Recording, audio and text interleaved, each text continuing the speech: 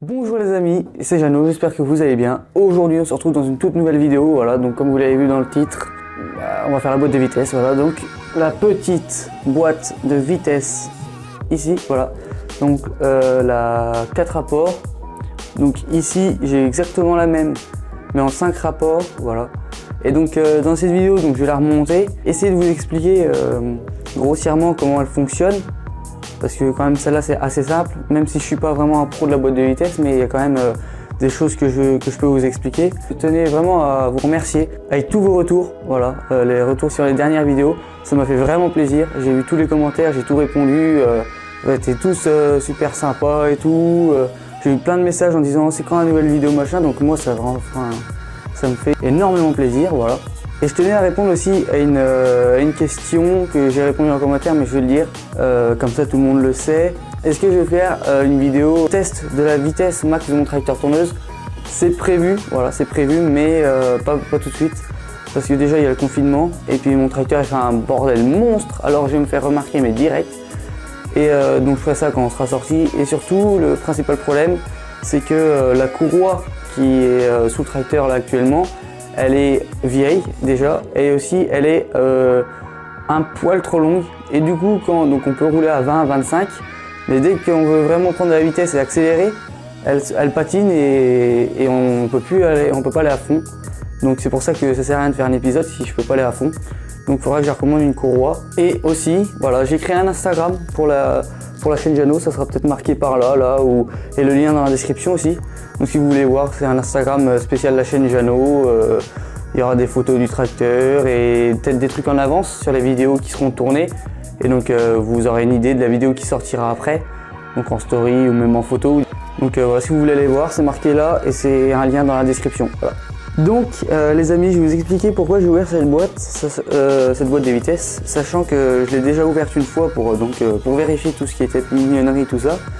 Et pour voir comment c'était un peu fait à l'intérieur, parce que je connaissais pas du tout. Du coup, pourquoi je l'ai redémonté, c'est parce que pour les courses de tracteur tondeuse, on voulait souder donc le différentiel.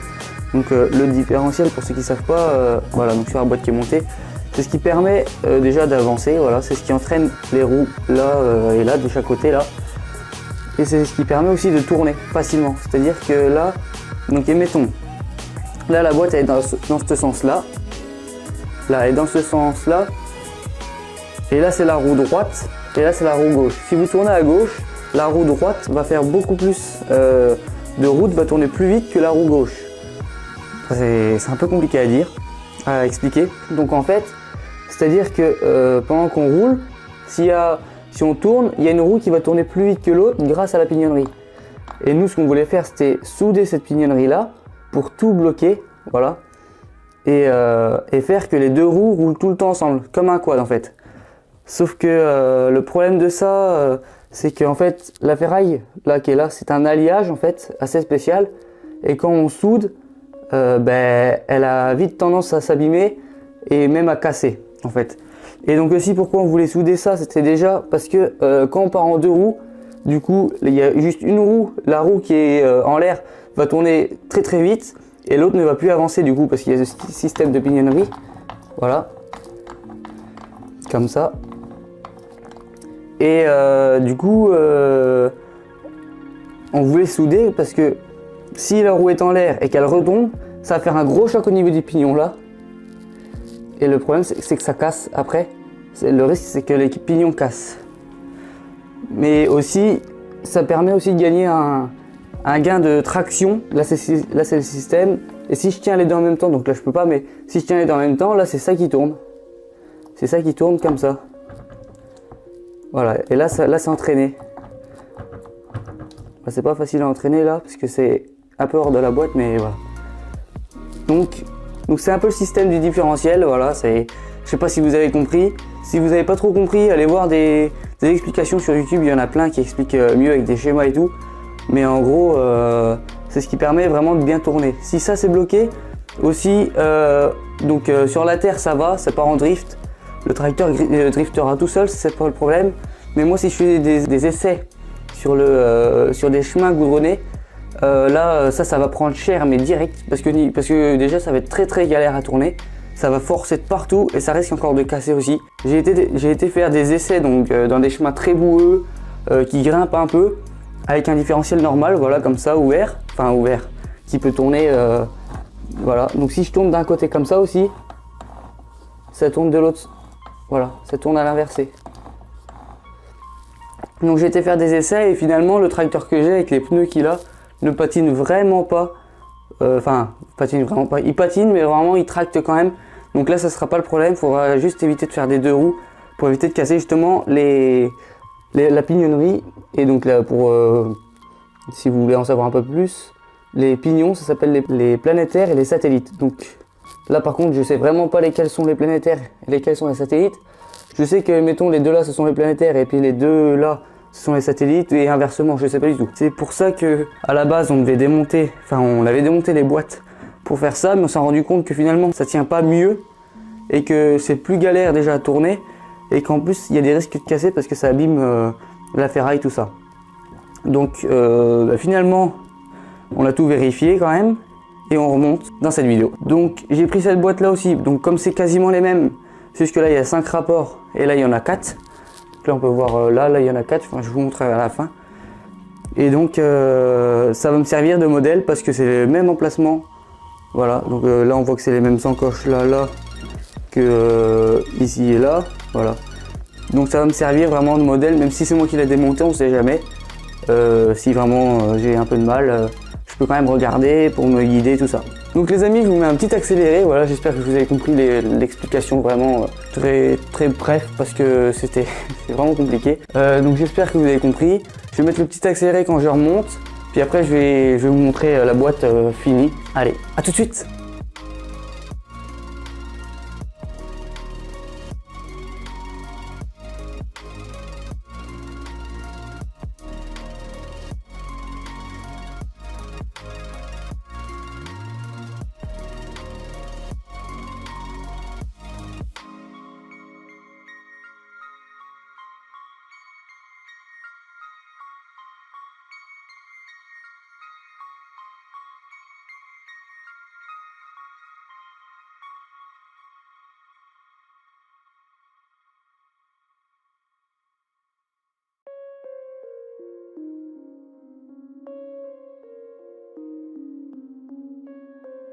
Donc voilà les amis, j'ai fini de remonter cette petite boîte, donc comme l'autre, voilà, hein, ça ressemble vraiment, c'est exactement pareil.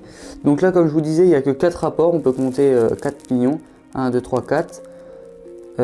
Puis voilà, donc là, bon ici il y en a un 5e, mais ça c'est le système d'entraînement avec la poulie qui est au-dessus. Quand il y a le capot, il y a la poulie de la boîte, et ben elle descend là, et puis ça c'est ça qui entraîne tout le système. La graisse qui est ici, c'est de la graisse spécialement faite pour la boîte. Donc ça c'était la graisse qu'il y avait dans les deux boîtes. C'était donc cette graisse là, c'est une grosse graisse épaisse qui est vraiment dure à prendre. En fait ces boîtes là normalement elles sont graissées à vie. Et donc là j'ai graissé vite fait, mais il faudra que je remette plein de graisse au fond dans les deux. Et en même temps aussi on va remettre de l'huile de boîte parce que l'huile là, enfin la graisse là elle n'est pas prévue pour aller aussi vite. Et si elle chauffe, et ben elle devient liquide et elle n'a plus vraiment sa fonction. Du coup on va mettre de l'huile de boîte et comme ça en même temps ça patauge un peu tout le temps, donc les pignons pataugeront un peu tout le temps dedans et ça limitera un peu la casse. Donc là on a donc là on a l'arbre, tout est fini, voilà. Il faudra juste que je remette le capot, mais avant que je le remplisse, que je remette de la pâte à joint et tout ça autour. Ça je vais pas faire ça maintenant, je vais juste reposer le capot comme ça. Et puis je ferai ça un peu plus tard parce que là j'ai pas tout ce qu'il faut. Mais bon voilà. Et ici du coup on a les freins. Ça c'est le disque de frein avec le mini, on va dire, étrier en fait. Et les plaquettes elles sont à l'intérieur. Et donc c'est ça qui freine le tracteur. Avec ce système de poussoir là en fait. C'est la barre que quand on freine, et ben elle vient se faire tirer, la barre, et donc ça pousse les tout petits pistons là qui viennent compresser le disque et faire freiner le tracteur. Et puis aussi du coup je voulais vous expliquer avant de terminer la vidéo comment on passe les vitesses. Donc ici voilà, donc c'est exactement pareil que là. Ici c'est le sélecteur en fait, c'est le sélecteur, et donc quand on met une vitesse sur le tracteur, ça bouge comme ça ou comme ça. Et donc ça sélectionne avec une petite barrette là, qui glisse en dessous, ça sélectionne le pignon. Donc ça, je pense que c'est la première, deuxième, troisième, quatrième. Et la marche arrière, je pense que c'est la chaîne. J'en suis même quasiment sûr que ce soit la chaîne, parce qu'il n'y a pas de cinquième pignon. Voilà. Donc là, la chaîne, ça doit être la marche arrière. Et puis ben, là, c'est la même chose. Voilà. Parce que là, il y a 5 vitesses et une marche arrière. Donc voilà, donc voilà, ça coulisse. Je sais pas si j'y arriverai comme ça. Non, c'est assez dur là. Et là, voilà, là ça coulisse. On peut voir que ça coulisse. Voilà. Normalement, ça coulisse jusqu'au bout. Là, j'arrive pas parce que c'est un peu dur quand même. Mais normalement, ça coulisse vraiment jusqu'au bout assez facilement. Voilà, là on voit que ça a déjà coulissé de quelques vitesses. Et là, ça a recoulissé. Et là, on est à peu près, là, on est au neutre. Donc voilà les amis, j'espère que vous avez aimé cette vidéo. Moi, ça a été un plaisir de la tourner. Une petite vidéo mécanique, là vraiment mécanique. J'espère qu'elle vous aura plu. Même si vous n'aimez pas la mécanique, j'espère quand même que vous avez un petit peu compris compris le fonctionnement du différentiel. Si vous voulez vraiment mieux comprendre, allez voir des animations 3D, comment fonctionne un différentiel sur YouTube, il y en a plein. J'ai essayé de vous expliquer, mais c'est vraiment pas facile. Mais bon, j'espère quand même que la vidéo du montage de la boîte vous aura plu quand même, que vous aurez pu voir comment ça se monte tout ça. C'est assez facile, sauf le différentiel justement, c'est le plus casse-pied à mettre.